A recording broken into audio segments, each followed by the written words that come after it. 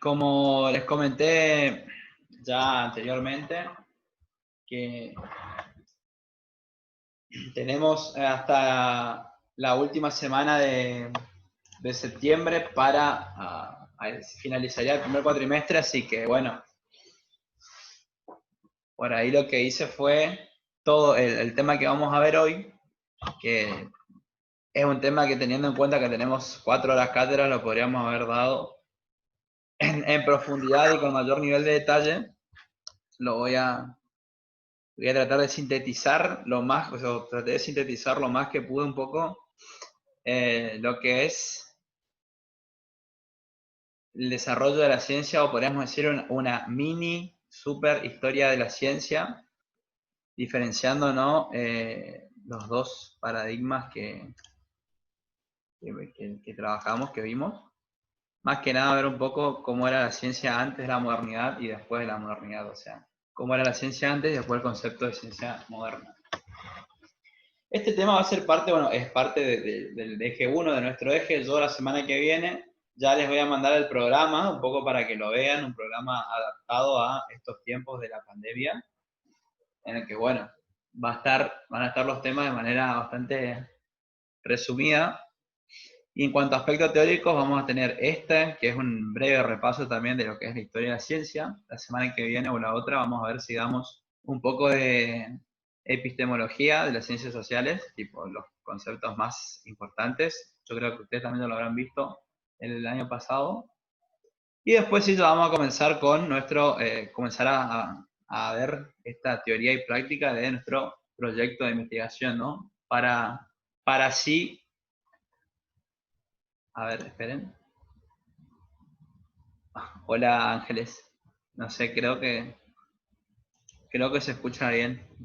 Yo por eso quité el video para no consumir mucho internet.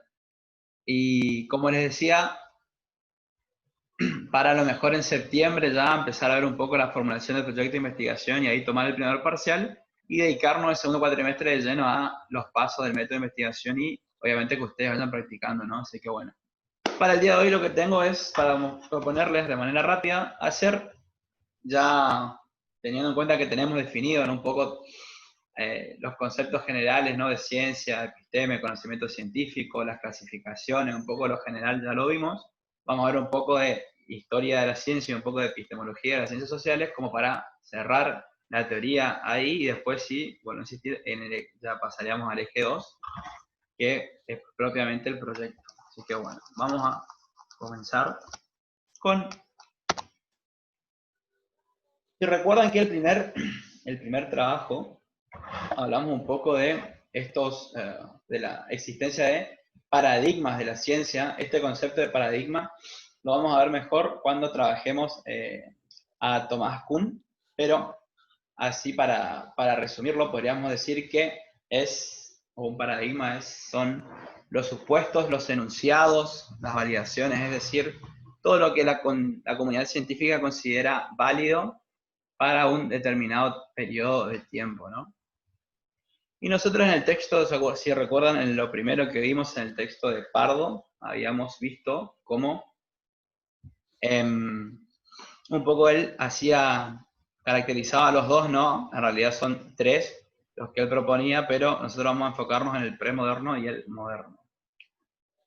Si recuerdan, nosotros comenzamos a ver que el conocimiento científico o el uso de la racionalidad, podríamos decir, aplicada, y ese cambio de pensamiento mítico a pensamiento racional se dio en el siglo V a.C. en Antigua Grecia, de este paradigma, el cual se va a extender hasta inicios de la Edad Moderna en el siglo XV y XVI. Entonces, en esos prácticamente 2000 años, podríamos decir que se va a extender este paradigma con ciertas características. Y la principal, la sustancial, la fundamental va a ser siempre esta idea que más allá de que se aplicaba la racionalidad para buscar las causas de los fenómenos naturales o de todo lo que acontecía en el hombre a su alrededor, y dejar un poco de lado el esquema del pensamiento mítico, todavía va a haber una supremacía de lo religioso o lo metafísico, y el mundo va a ser interpretado con estas categorías. Con lo metafísico podríamos decir en lo que fue la antigua Grecia y parte de Roma, y con lo religioso, entendiendo lo religioso como el cristianismo que se va a consolidar durante toda la Edad Media, desde esa perspectiva, la ciencia va a ser abordada, ¿no?, como con esas categorías, ¿no? Va a partir desde esa base para la explicación de los fenómenos que acontecían. Siempre va a estar muy presente que no va a ser la razón, justamente la racionalidad, lo que prevalezca, sino estas categorías que más allá de lo divino, ¿no?, de un ser superior, de lo metafísico, de lo sobrenatural, todavía no se va a abandonar esto. Fíjense que por ahí el más importante, como prácticamente en todas las ciencias sociales y ciencias humanas, si tenemos que hablar de un pensador, va a ser, o fue Aristóteles, quien va a aportar la noción de empirismo, de la experiencia.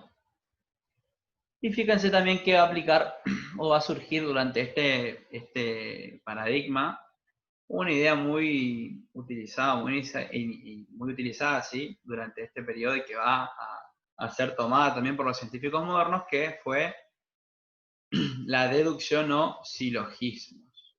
Esto, cuando lo lean, lo van a ver un poco mejor, pero básicamente la deducción va a ser una categoría de análisis muy utilizada en toda la ciencia, y fíjense que fue creada en este espacio, en este entorno.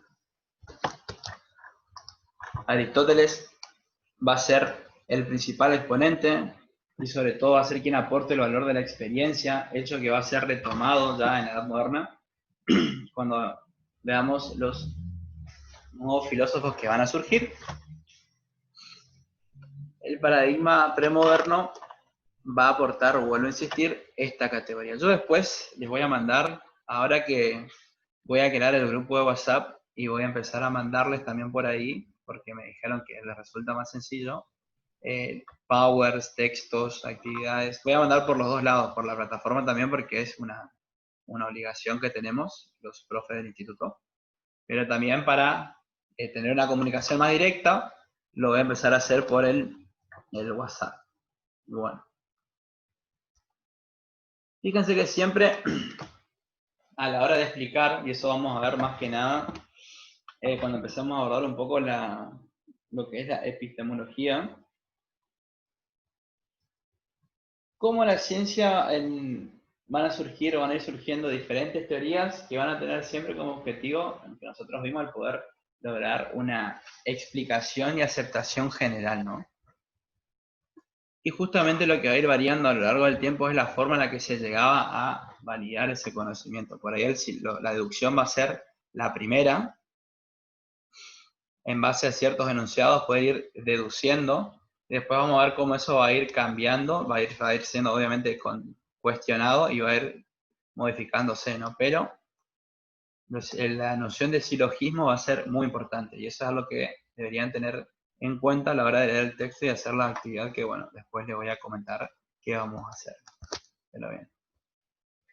No me quiero quedar mucho en el paradigma premoderno porque, o sea, no es justamente a la hora de jerarquizar los contenidos, no es mucho el aporte que va a hacer, o sea, sí, pero no me quiero detener más en eso de lo necesario, y sí ver un poco cómo va a ir cambiando, siempre hablando, ¿no?, del punto de vista científico, a partir de los siglos XIV y XVI, cómo Europa y el mundo occidental va a sufrir una serie de cambios que va a tener su correlato también en la ciencia. Y cómo a partir de allí se va a empezar a construir el concepto de ciencia moderna, que es el que nosotros tenemos hoy en día, o que el sentido común de la ciencia tiene, así como decía el texto de la clase pasada, Roberto Folari, cuando hablaba del sentido común de la ciencia, ¿no? Justamente ese sentido común todo lo que se considera válido, justificado de la ciencia, va a surgir en este periodo de tiempo. ¿Cuál va a ser la característica principal?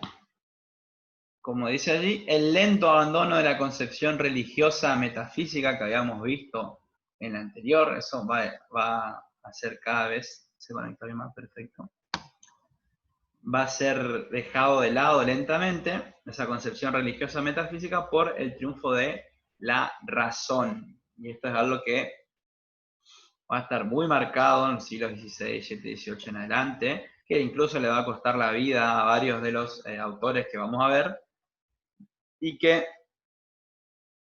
va a sentar las bases de lo que va a ser posteriormente la formación de la ciencia formal y la ciencia fáctica, y la elaboración o la construcción del método científico, primero aplicado a las ciencias naturales en los siglos XVII y XVIII, y después vamos a ver aplicado a las ciencias sociales en el siglo XIX. Fíjense que esto les voy a pasar cuando vayan a hacer el trabajo. No es necesario que me interesa que se enfoquen en lo que es justamente los cambios científicos, ¿no? Pero esto por ahí no está bueno mencionarlo, o sea que bueno, supongo que también lo habrán visto en su formación alguna vez, todos los cambios que se van a dar en la